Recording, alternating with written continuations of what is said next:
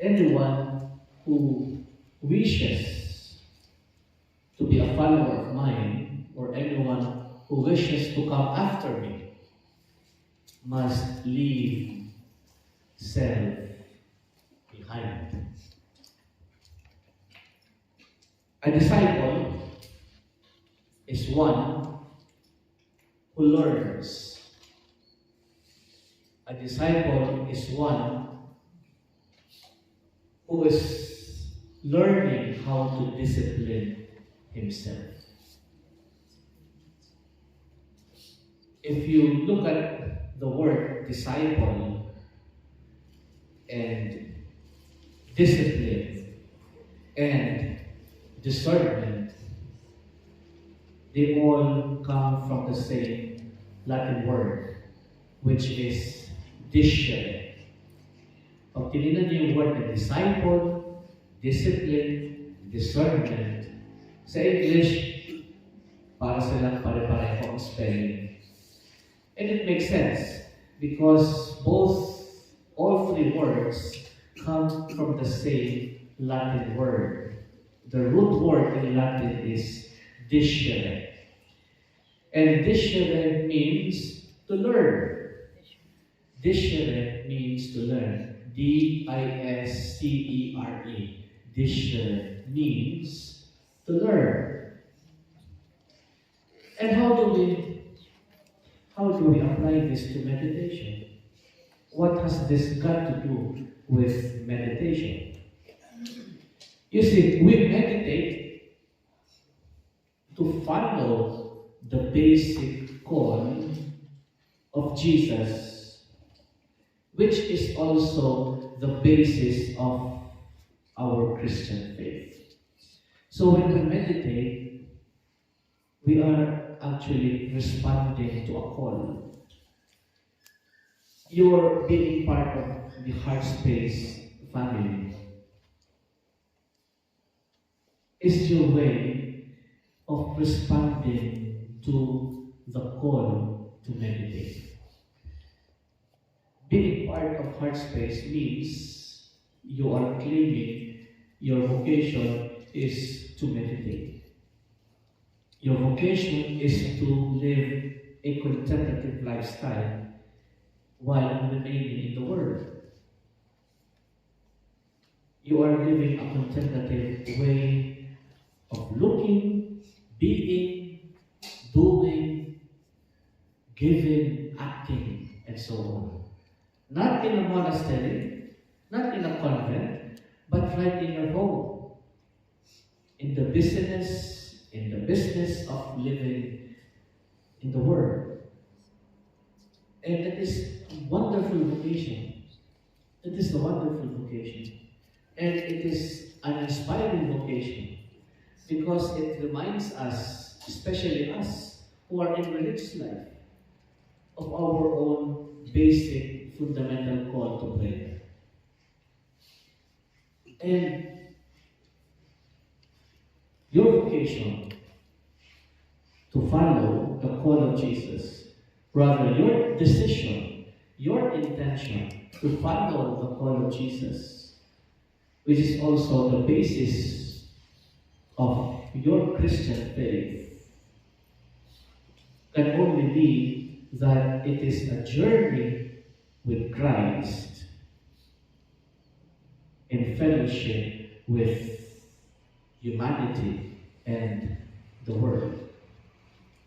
Your vocation, which is to leave the self behind, is a journey with Christ in fellowship with humanity and the world. But how is this leaving of self behind expressed or practiced in meditation, or as you meditate every day? How are you reminded that you need to leave the self behind in your everyday practice to meditate? Your everyday commitment to meditate. Well, we go back to the mantra.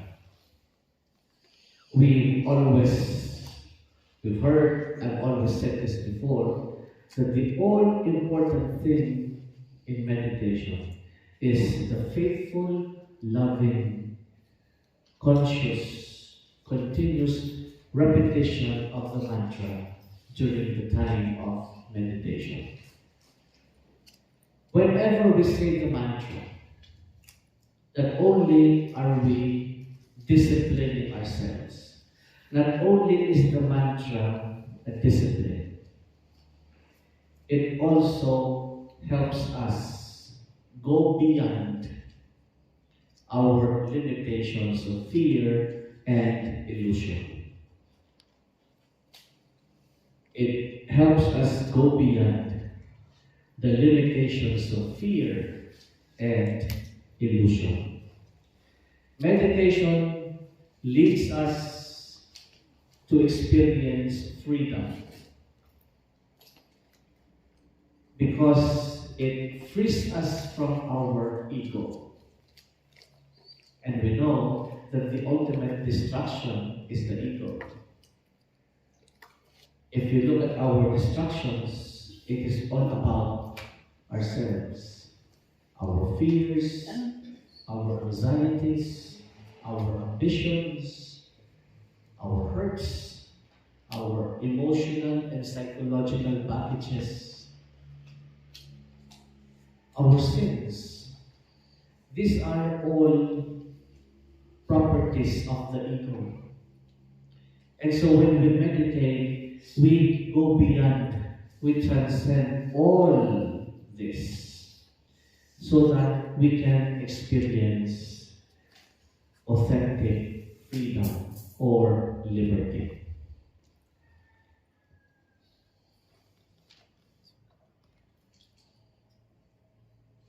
The mantra helps us pass over to God.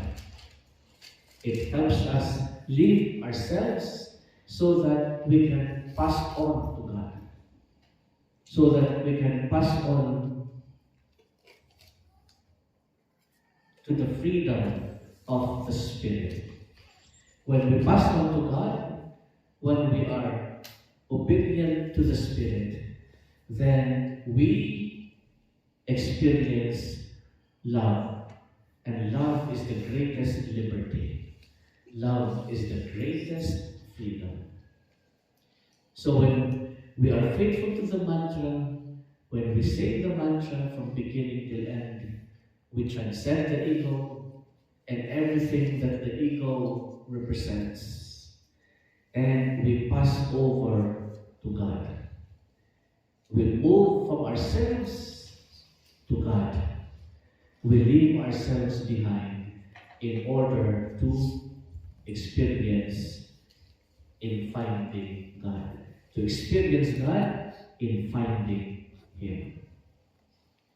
And so the mantra, by abandoning all distractions, helps us to continuously remove our attention from ourselves.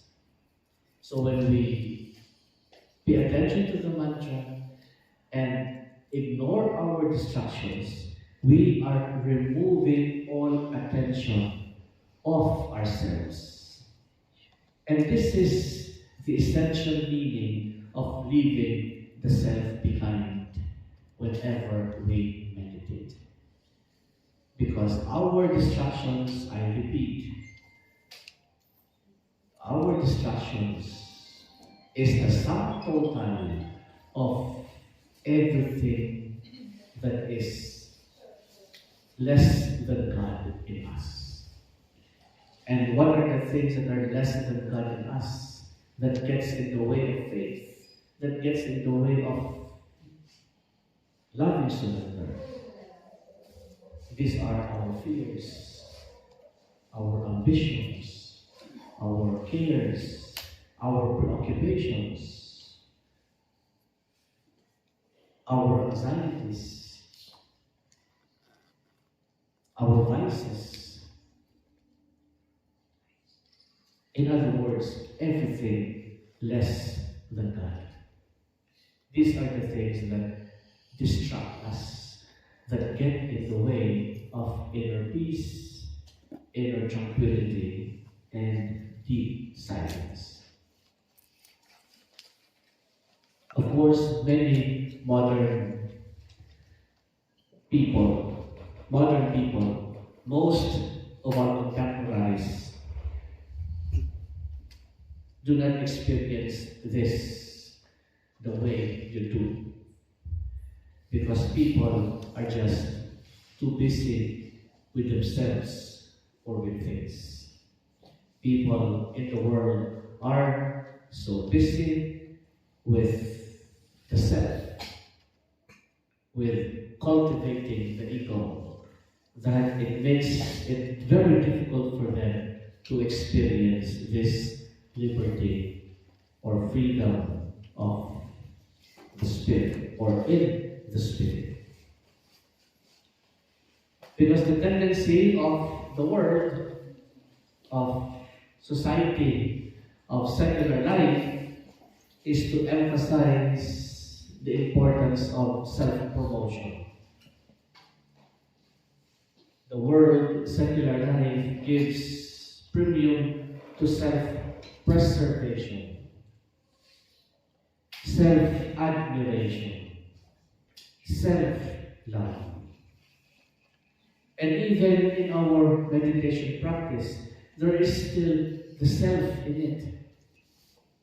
Even if our goal for meditation, for meditating, in meditation is to eliminate the ego, we still find shadow or shade or flavor or color of the ego in our attitude with regards to meditation.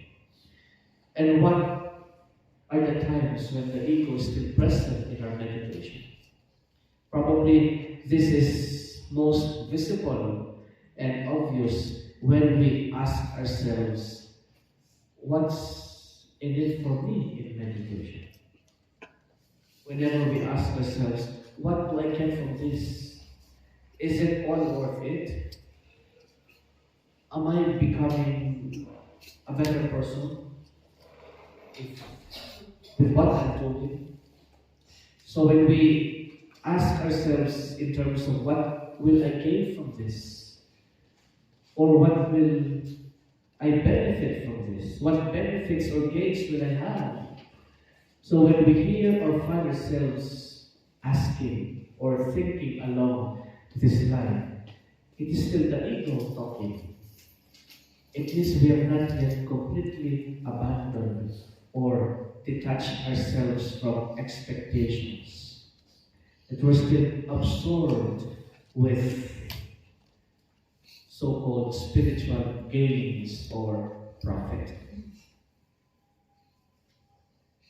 And so even the materialism of our society also gets into our spiritual practice. Because we still are preoccupied with what will I get from this? What satisfaction will I derive from this? It's still the I talking. I want, I desire, I long. So as long as the I, the ego, keeps asking, keeps questioning, then we have not yet completely freed ourselves from ourselves so that we can find that self again in God.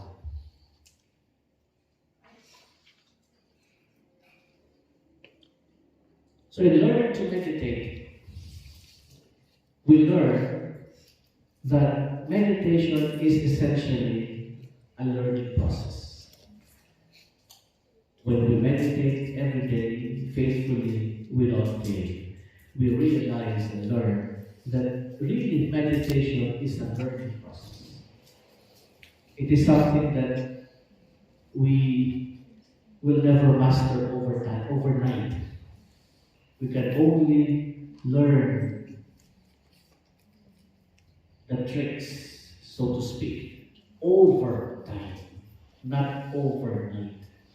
When we say over time, over a long period of time. It is a process. It is a learning process that is not achieved or accomplished overnight, but over time. And so it requires perseverance. It requires consistency. It requires commitment. Because it's not easy to pass over from self to God. It is not easy to leave the self behind in favor of God. Probably you're successful the first few years, and then you find yourself again getting yourself back. And then you need to be reminded that you have given that up already. And then you find yourself again giving it away. And then sooner or later, you will again find yourself taking it back. So that is the struggle. That is the struggle. That is the temptation. That is why we need to persevere. We need to be faithful to the practice. We need to learn to pay complete attention to the mantra and not monitor its effect on us. Because the more we are preoccupied with the self, the more we are self-conscious, the more we begin to see God as an object. The more self-conscious we are, the more we begin to look at God as an object. The meditation that we practice is supposed to make God a part of us, not something external to us that we would objectify. So meditation is about intimacy, union, oneness with God, and not looking at God from a distance as if He is an object. God's reality, God's life, God's goodness, God's grace must be in our lives, not outside of us. God's reality becomes the central value, the central reality that makes our lives divine. That makes our lives divine.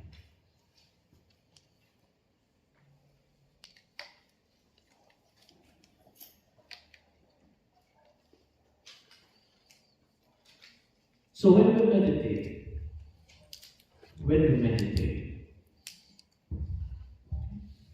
we renounce ourselves. We leave the self behind. But self-renunciation is not self-rejection. Self-renunciation is not self-rejection.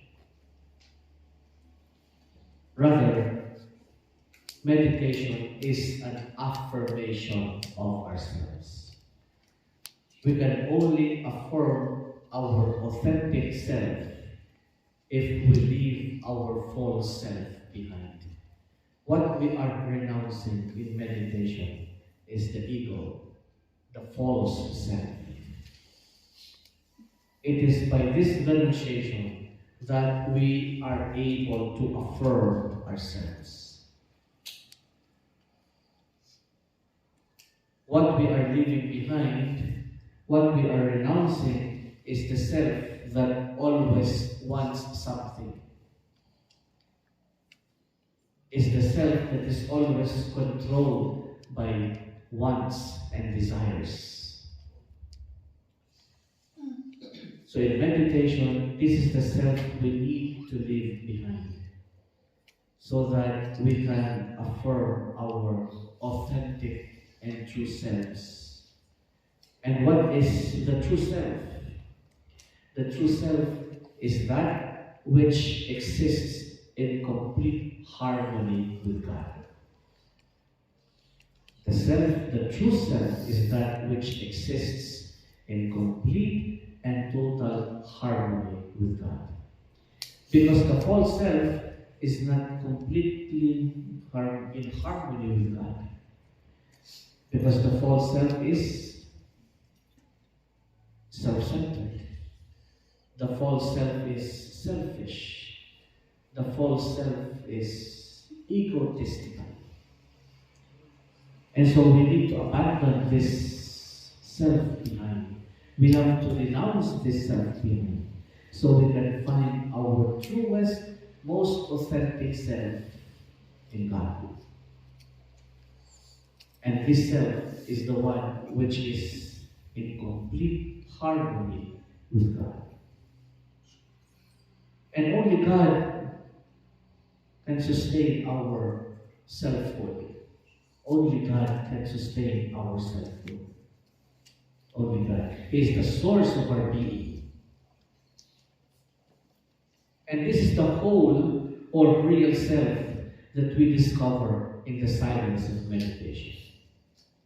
This is the self, this is the whole or real self that we discover in the silence of meditation. And we cannot force the self. We cannot possess or control this self. Because this self belongs to God. And only God can give us authenticity. Only God can give us freedom. And the authentic self is free because it is not being possessed. It is not being controlled by any other power other than the grace of God. And that is the self we want for ourselves. That is the self we want for ourselves. Not the self that is controlled by desires, by wants, by cravings, by attachments, by ambitions. We want to be free from that self. We want to be free from that self.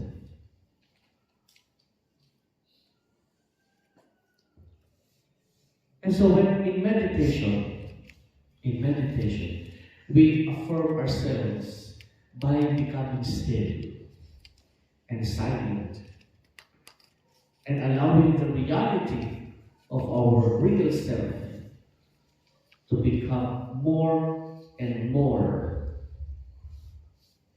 apparent and to diffuse its light within our whole being.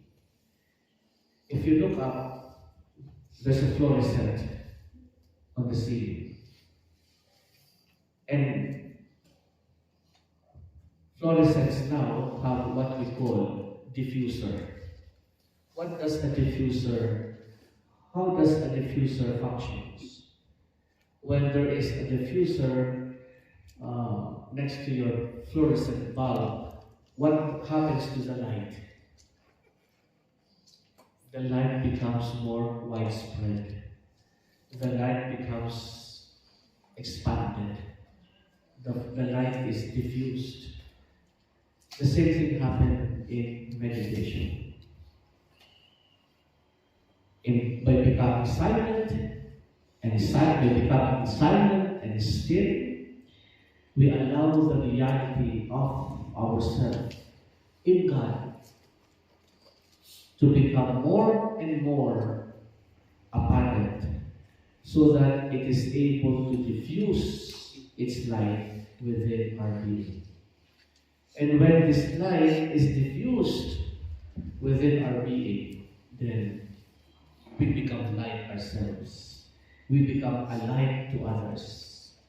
We become an example, a role model, an inspiring figure, a powerful leader or guide to others because of this diffused light within. You cannot keep this light to yourself. You need to be a diffuser. You cannot keep this light to yourself. You have to shine radiantly and others must see the light of that true self in you. In meditation, we do not do anything. We simply let ourselves be. And in the saying of the mantra, we are letting ourselves be. Maranatha. We let ourselves be by inviting the Lord over into our heart. And we can only invite the Lord over to our heart if we are not full of ourselves. So when we are leaving ourselves behind, when we choose to leave ourselves behind, the space or the gap left by the self becomes God's other place. It becomes God's place. And God gives us our truest identity. With God in that void, in that space, we discover or rediscover ourselves again in Him.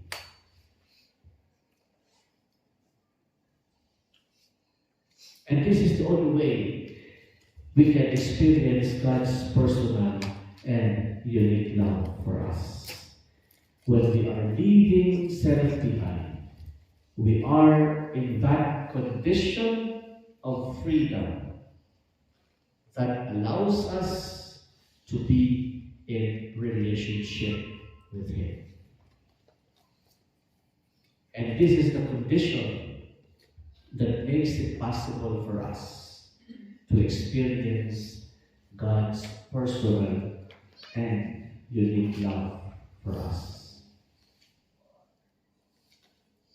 And this is possible for us if we leave self behind.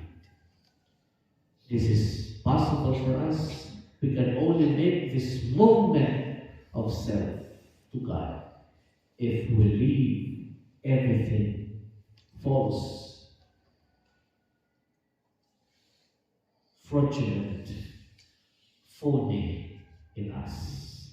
All the lies, all the pretenses, all the faking, all the illusions and delusions must be left behind so that we can move towards God, who will love us in His own unique way. The experience in meditation, in our twice daily meditation, becomes the model throughout our life. The experience of silence, of peace, of oneness, of unity, each time we meditate, becomes the norm throughout our life. So that all of life is an unending meditation. So that all of life is an unending meditation.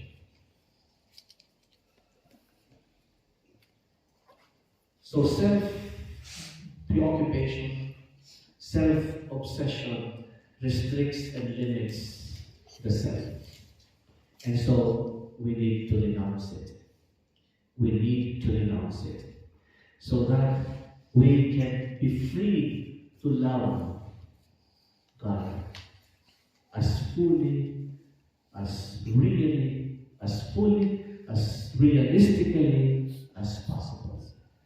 It is only when we renounce the self that we can be freed, we can be free to love God as truly, as really, or really as possible. And this is the simple and natural process that happens in meditation. This is the simple and natural process that happens in meditation.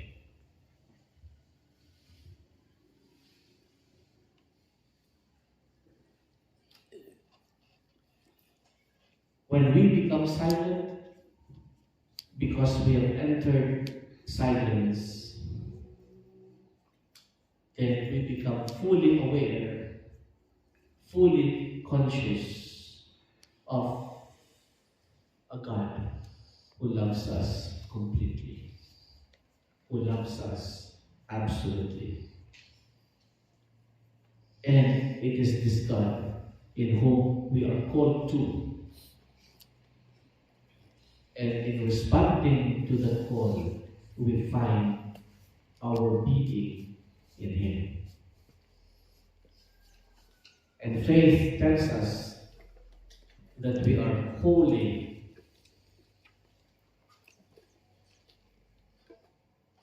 part of Christ's body. We are wholly and fully parts of Christ's body. And we need to believe this, to claim this, to own this fully in the height, length, breadth, and depth of our spirit. We need to claim this and know this fully.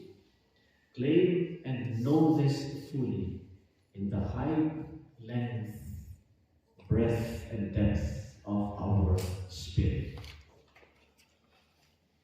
And it is in the silence of meditation, it is in the simplicity and stillness of meditation that we are brought to this knowledge.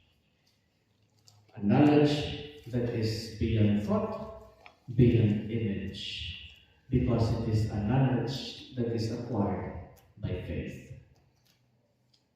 And so by renouncing ourselves, we enter into the silence of God.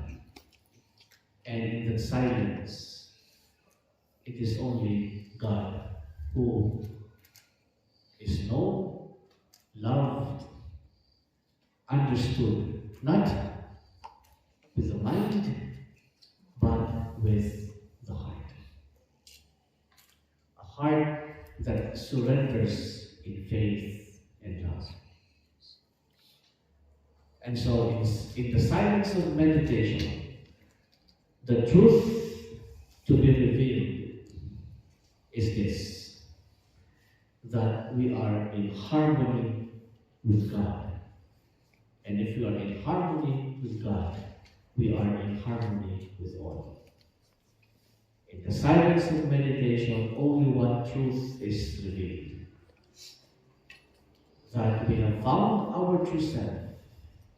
And this true self is that which is in harmony with God. And when we are in harmony with God, we are also in harmony with all.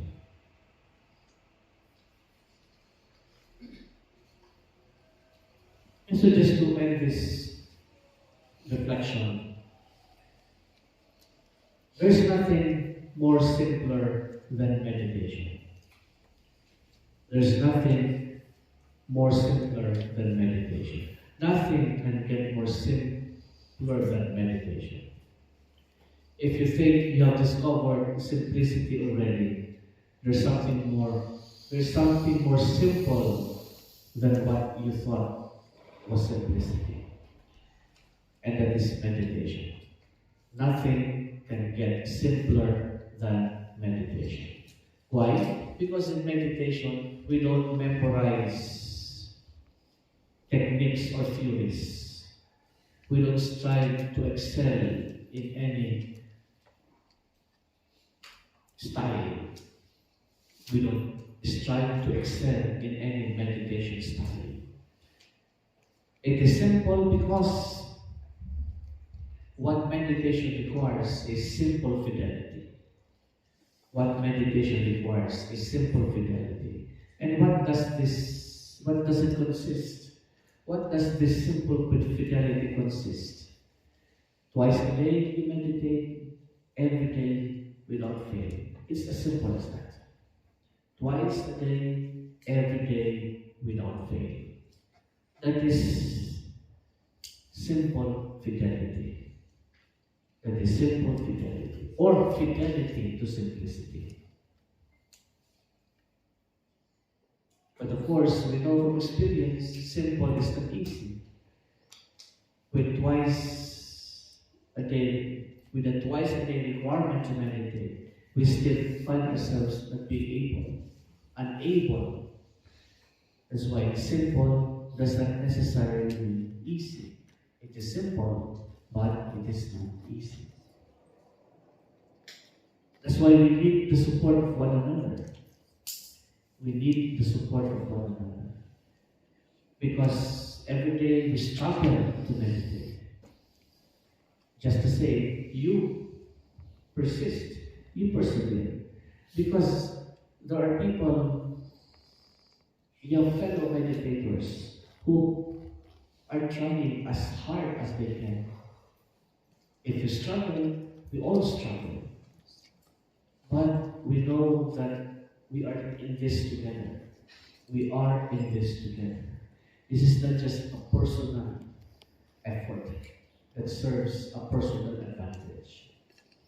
And this is the value of monthly formation. To get the support we need for ourselves. This is the value of your periodic virtual meditation. Twice each week you meet virtually.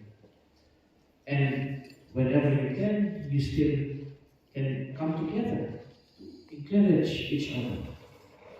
Through text, for calls, or occasional bonding periods. And just like where you are now, just like what you're doing now, this is your way of encouraging one another to be faithful, to persist. This is your way of inspiring so that you can to encourage each other to persevere.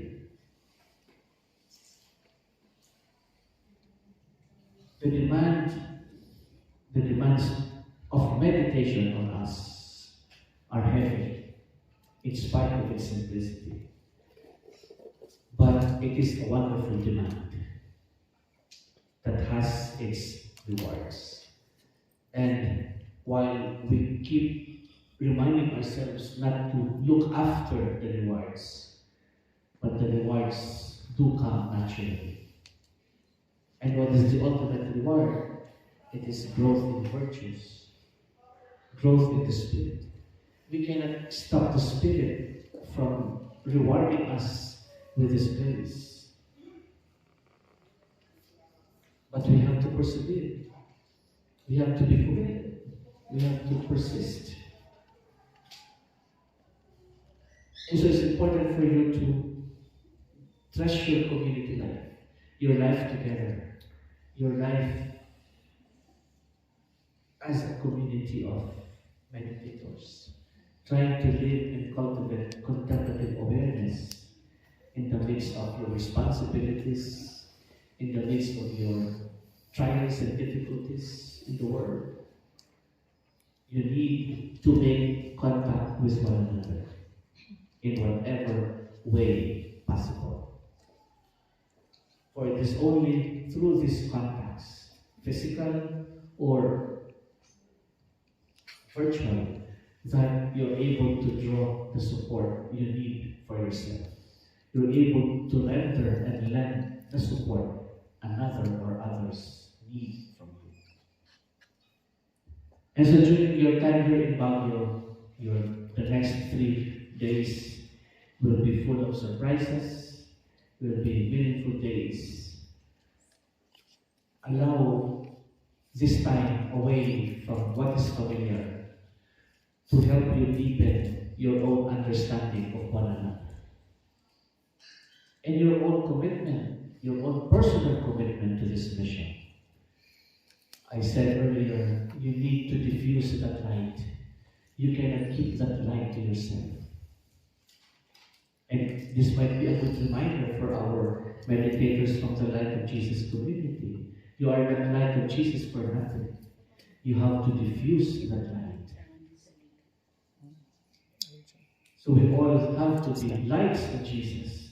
We have to diffuse that light.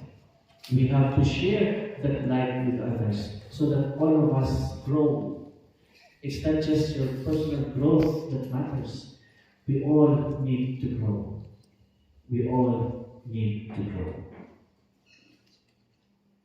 As you grow, others grow with you. As you grow, others grow with you.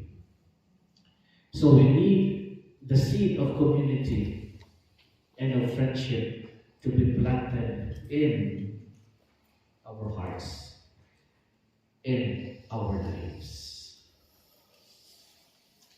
So I encourage you to be of help to one another, be available to one another, support one another, especially your leader in Iloilo. Don't make it difficult for our leaders in Iloilo. Don't make it difficult for them to carry and lead the community. So lend your support to her, and to whosoever she asks to assist or accompany her in leading the way. As with our meditation itself, we can only do our best, but nothing less.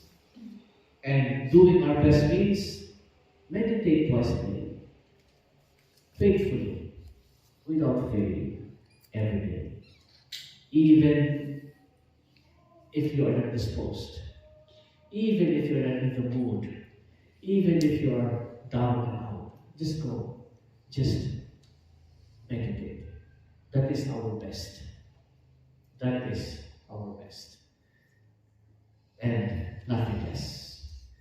And whatever is lacking in our best, whatever is lacking in our effort, whatever is imperfect in our best effort, the Spirit will bring it to fullness. But you have to be there. You have to be committed. You have to honor your commitment to be still, to be silent, to be simple with your God. Every day without fail. Okay, so I think this is so much I can share with you today. It's almost it's 20 minutes till 1. So I think some of you, if not all of you, are hungry, not starving, but probably your body clock is telling you it's time to eat. So I think it's only fair that I dismiss you. And Brother Edson is here already calling us. So, parang hindi ka sa Iloilo, di ba? Kasi puro man Ilonggo, si brother, puro Ilonggo. So, it's like we're also in Iloilo. And the only difference is it's cooler here and more traffic. Okay, so I think if there are no more questions to raise or to ask, I think we can proceed to the dining hall for lunch. But if you have questions, please feel free to ask me, to clarify anything with me. Or do we need other announcements you need to make, Brenda, or wala? Okay. So no announcements no muna next month. Of course, next month we will revert back to our original programming, our usual meetup, which is the last Sunday of May. Questions? Wala na? Clarifications or sharing or anything?